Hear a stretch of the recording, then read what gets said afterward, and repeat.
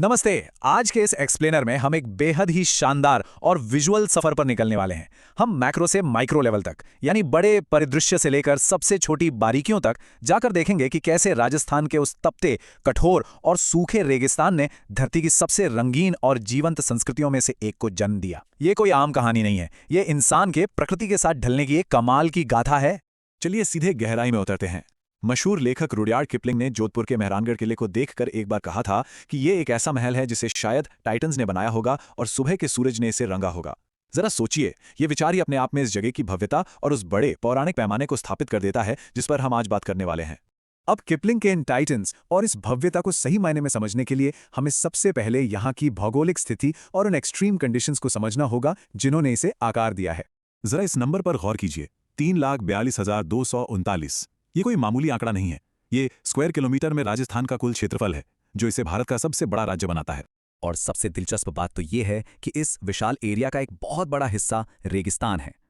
खिसकते रेत के टीलों वाला थार रेगिस्तान इस पूरे क्षेत्रफल के करीब 60% हिस्से को अपने आगोश में ले लेता है। साल के ज्यादातर समय सूखा रहने वाला यह परिदृश्य सर्वाइवल के लिए किसी बड़ी चुनौती से कम नहीं है। और देखिए कि ये पूरी जगह कैसे प्राचीन एक्सट्रीम से घिरी हुई है। एक तरफ दुनिया की सबसे पुरानी अरावली पर्वतमाला है, जिसके सूखे पहाड़ों में गुलाबी रंग के शानदार क्वार्ट्जाइट पत्थर मिलते हैं, और दूसरी तरफ कालीबंगा है, जहां सिंधु घाटी सभ्यता के दौरान दुनिया के सबसे पुराने जोते गए खेत के प्रमाण मिले हैं। मतलब यहां का इतिहास इस जमीन की तरह ही गहरा और पुराना है। तो आइए देखते हैं कि इस सूखे और बंजर परिदृश्य के बीच इंसानों ने किस तरह खुद को ढाला और अपनी बस्तियां बसाईं। आपने राजस्थान के इन मशहूर कलर कोडेड शहरों के बारे में जरूर सुना होगा। जयपुर द पिंक सिटी, जिसे 1876 में प्रिंस ऑफ वेल्स के स्वागत में गुलाबी रंगा गया था।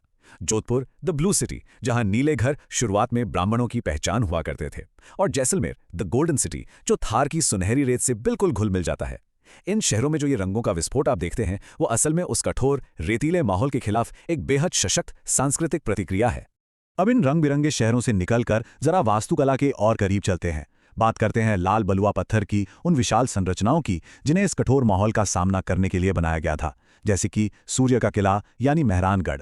इस किले का सफर किसी फिल्मी कहानी से कम नहीं है। 1459 में राव जोधा ने इसे बनवाया, जहां एक साधु ने पानी की कमी का श्राप दे दिया था। सोचिए, पानी की कमी का श्राप। फिर भी यह किला डटा रहा। 17वीं सदी में महाराजा जसवंत सिंह ने इसमें बड़े बदलाव किए। 1806 में महाराजा मान सिंह ने जयपोल बनवाया। और तो और 2012 में हॉलीवुड की मशहूर film the dark night rises में भी ये शान से नजर आया। एक पौराणिक श्राप से लेकर मॉडर्न पॉप कल्चर तक इसका सर्वाइवल अविश्वसनीय है। और जब हम सर्वाइवल की बात कर ही रहे हैं, तो जरा इस नंबर 36 को देखिए। कुंभलगढ़ किले को बचाने के लिए बनाई गई ये दीवार पूरे 36 किलोमीटर तक फैली है। ये दुनिया की सबसे लंबी दीवारों में से एक है। इससे पता चलता है कि यहाँ के लोगों में सुरक्षा और अस्तित्व को लेकर कैसा जुनून था। तो पत्थरों और मोटे दरवाजों वाले इन भौतिक कवचों के बाद अब हमारा फोकस उन लोगों के पहने जाने वाले कवच पर होगा जो इस गर्मी और धूल में अपना जीवन बिताते हैं। देखिए, यहाँ की जो पारंपरिक पोशाकें हैं, वो महज कोई कॉस्ट्यूम नहीं है। वो इस क्षमा न करने वाले रेगिस्तान से निपटने की एक बहुत ही स्मार्ट और लेयर्ड सर्वाइवल स्ट्रैटेजी है। ये कपड़ों के जरिए मौसम को मात देने का तरीका है, जो कि एक फैशन स्टेटमेंट भी बन गया है। अगर हम पुरुष और महिला दोनों के परिधानों को देखें, तो उनका लक्ष्य बिल्कुल एक है। पुरुषों के लिए हवादार धोती, लपेटने वाला अंगरखा और सिर को सीधे धूप से बचाने के लिए पगड़ी। वहीं महिलाओं के लिए घेरदार घाघरा, चोली और धूप धूल से बचने के लिए ओढ़नी। सूती और हल्के कपड़ों का इस्तेमाल करके शरीर के तापमान को कंट्रोल करना वाकई एक कमाल का तरीका है। कपड़ों की बनावट के और करीब चलते हैं। अब हम उन जटिल और जीवंत टेक्सटाइल्स की दुनिया में उतरेंगे जो सदियों से यहाँ के समुदायों की पहचान बने हुए हैं। शुरुआत करते हैं बांधनी से। ये टाई एंड डाई की एक बेहद प्राचीन तकनीक है, जिसमें हजारों छोटी छोटी गांठें बांधकर डॉटेड पैटर्न बनाए जाते हैं। शादियों और त्योहारों के लिए इसे बहुत शुभ माना जाता है। लेकिन जरा सोचिए, रेगिस्तान की उस सूखी, नीरस और ब्राउन बैकग्राउंड के खिलाफ बांधनी के ये चटक लाल और हरे रंग कैसे एक विजुअल धमाका करते हैं।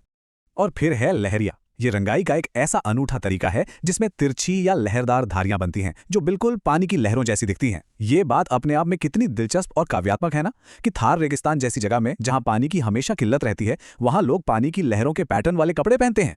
इसके अलावा भी कई शानदार क्राफ्ट्स हैं।